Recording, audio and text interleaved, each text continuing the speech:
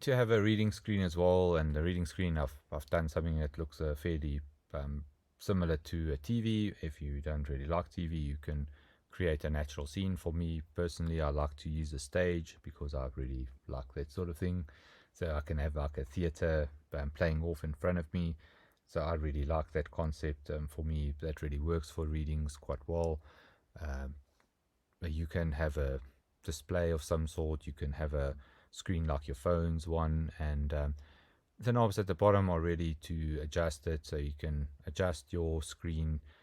We can also use dials for switching it on and off. We can have things that bring dials for our own clairvoyance and for our abilities that can then be tuned up and down. Anything that we use to adjust the screen, that would be our intention, that this would be the case, that we would like make the intention so that when we do adjustments on the screen before we use it, that it would benefit us. Okay, also what we want to do with our screen is we want to ground it. So we've got a grounding cord on the screen here, same as that we have with ourselves, and that just connects us and the screen together properly.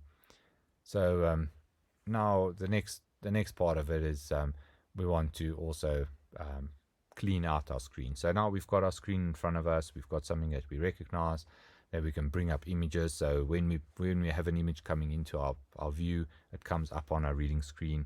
That's where we focus on setting it. That's our intention for it.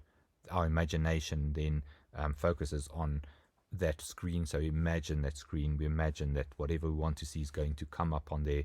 That comes up on there when we interact with someone, when we've made a connection to them, and then we can view it, and we can also like play around with the images and see it.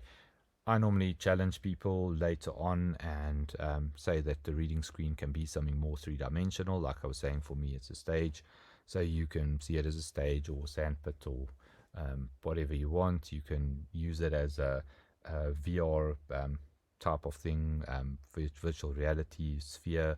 Or you can use it as a game interface, like if you play 3D games. The person you're reading comes into the screen as a video game character, and you've got NPCs, non-playing characters. So you can have them popping up and doing different things. You can set different sceneries around them. You can interact with them. So if you do a lot of gaming, that's absolutely what you can do. The next thing we want to do is we want to clean the reading screen, and also for the reading screen, we're going to have a meditation for it that you can just follow.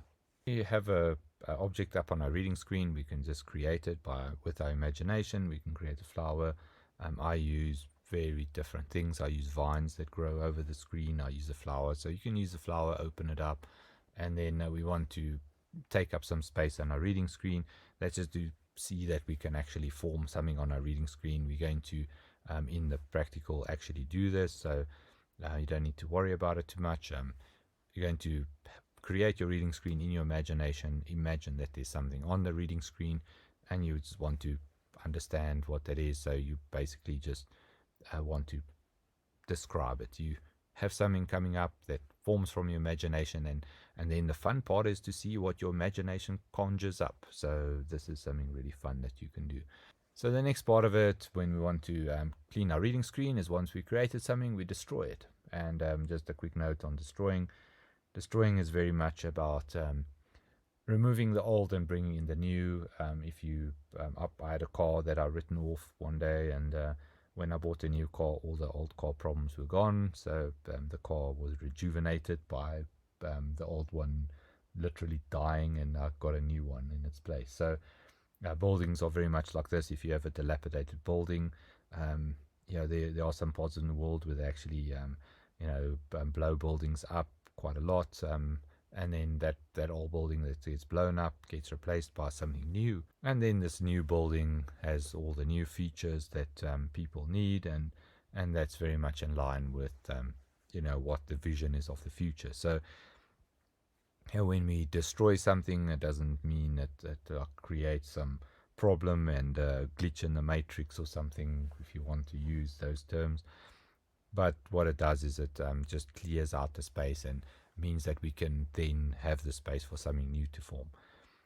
Also, after readings, we just want to clean and destroy everything and make sure that everything gets out of our space. so that we can then go on and do other readings without the baggage of the previous ones. So yeah, our reading screen very much the same.